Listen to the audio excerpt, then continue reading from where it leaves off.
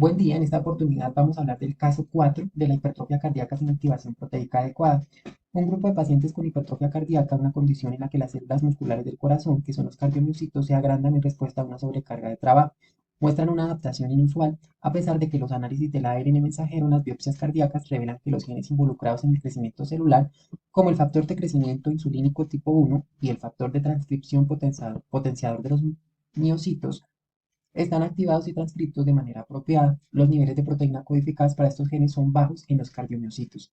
En estos pacientes, el corazón parece no responder de manera eficiente al estrés mecánico, lo que sugiere que el proceso de crecimiento celular se ve interrumpido en algún punto. No hay mutaciones detectables en los genes estudiados, lo que lleva a los cardiólogos a sospechar que algún tipo de regulación posttranscripcional está bloqueando la producción de las proteínas necesarias para el crecimiento celular.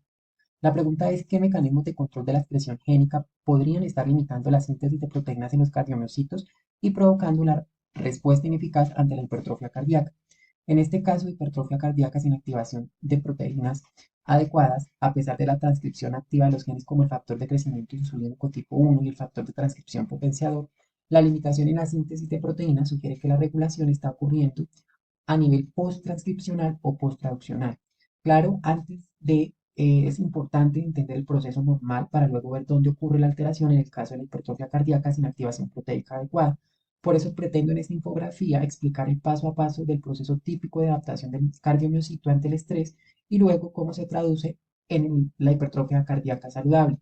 Entonces, acá en la infografía vamos a observar 5 puntos claves en donde pasa este proceso y el primero de ellos es la estimulación y señalización del crecimiento celular en cardiomiocitos, que en condiciones de estrés o sobrecarga, cuando por ejemplo hay hipertensión o ejercicio físico intenso, el corazón recibe señales que promueven el crecimiento y fortalecimiento del músculo. En el caso del cardiomiocito, estas señales de crecimiento son enviadas por vías moleculares específicas. Entonces, en ese caso, el factor de crecimiento insulínico tipo 1, este factor se activa a través de la respuesta del estrés mecánico en el corazón, estimulando la vía fosfatidilonicidol 3 quinasa. Es una de las principales rutas de señalización dentro de la célula, crucial para la regulación del crecimiento, la proliferación y la supervivencia celular.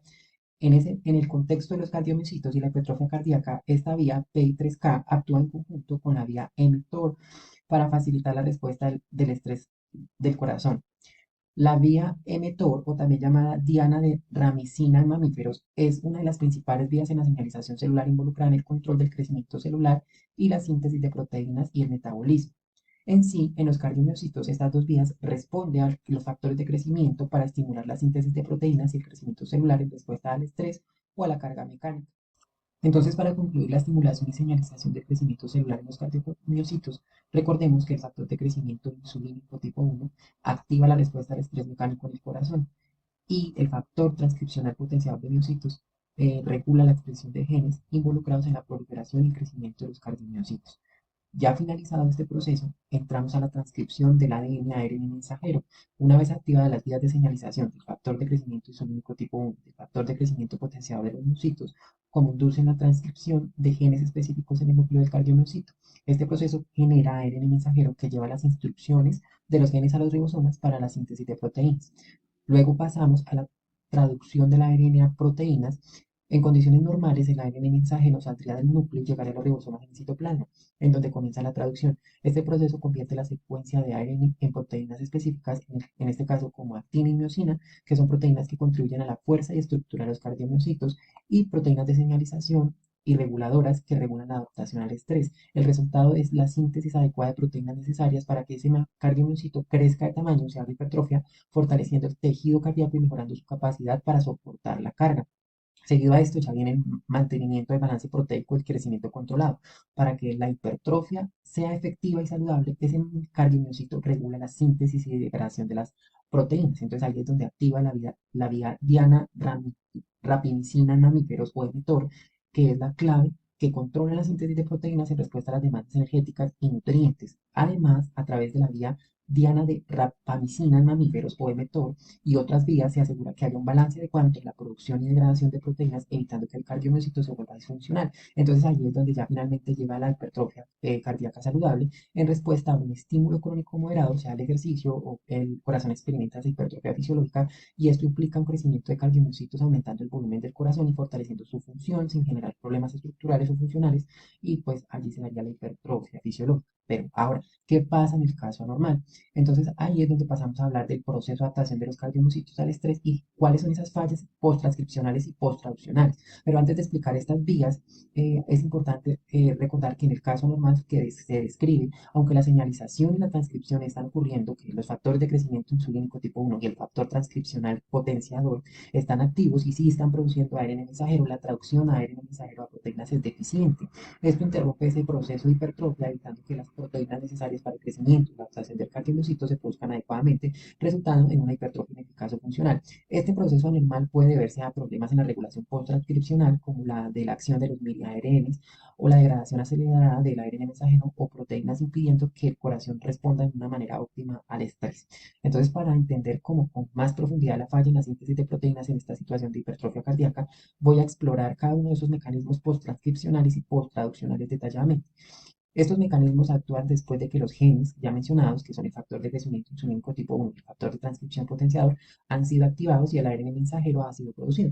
La regulación de este punto impide que el ARN mensajero sea traducido eficazmente en proteínas o acelera la destrucción de las proteínas una vez formadas. Entonces, el primer mecanismo son los microARNs, bloqueando la traducción o degradación del ARN.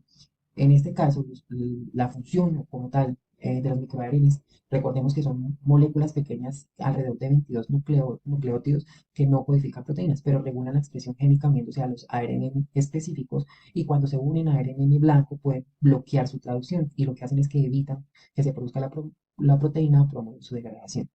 En el cardiomiocito, en el contexto de la hipertrofia cardíaca, los mini-ARNs como 1136 y MIR1 están asociados con la regulación negativa del crecimiento de los cardiomiocitos. Estos mini-ARN podrían estar uniéndose a los ARN del factor de crecimiento insulínico tipo 1 y al factor de crecimiento potenciador, y esto impide que estos genes se traduzcan en proteínas, y esta inhibición limita la capacidad de proteínas necesarias para que la célula del corazón crezca y se adapte al estrés. Entonces el resultado será menos proteínas de crecimiento y lo que provoca una hipertrofia cardíaca incompleta o ineficaz.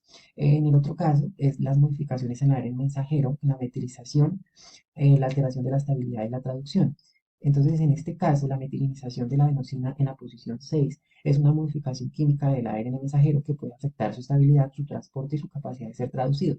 La metilización puede hacer que el ARN mensajero sea más propenso a degradarse o menos eficiente a ser traducido.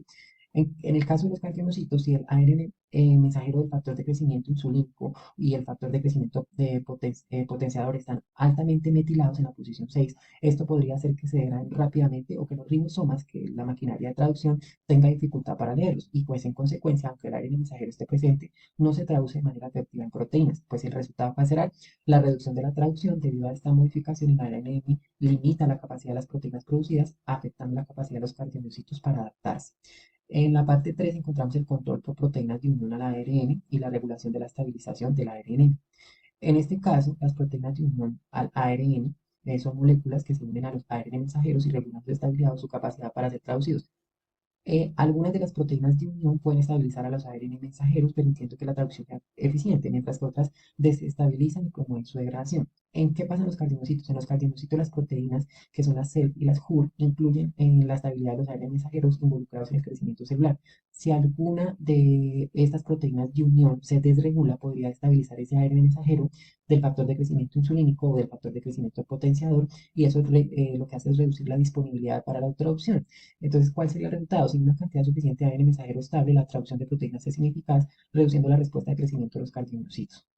Seguiríamos con el 4, que es la regulación de la traducción, que sería la inhibición de la vía mTOR y la limitación de la síntesis de proteínas.